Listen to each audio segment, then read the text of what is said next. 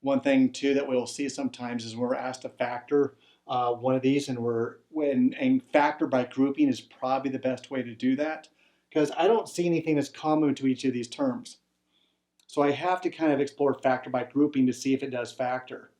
However, there's one other thing I want us to be very careful about. Notice that typically I'll factor the first two terms and the second two terms. Here's what I need to be careful at. I got to figure out what that negative there is doing. When it's usually a positive or a plus, I didn't run into this problem. What's really happening is I have an x to the, what is that?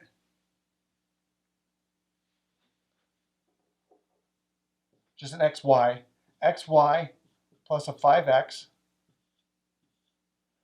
plus a negative 4y minus a 20.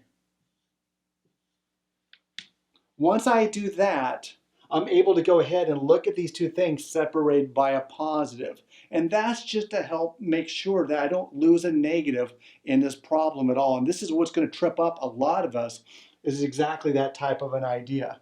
So what's common in both of these terms? What's common here is an x.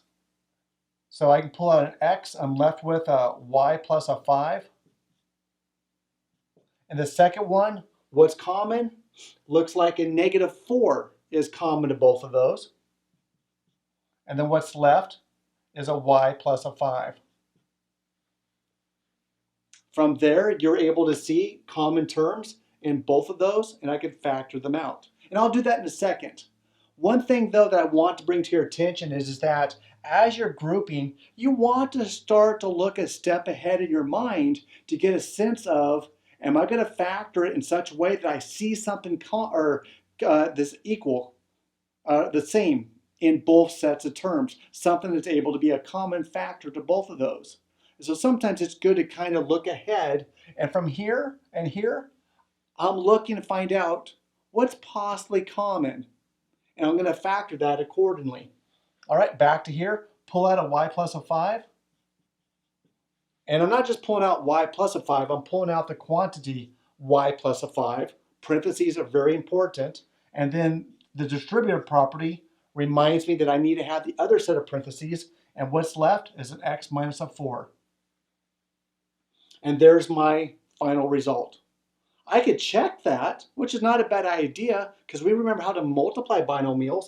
I like stacking them.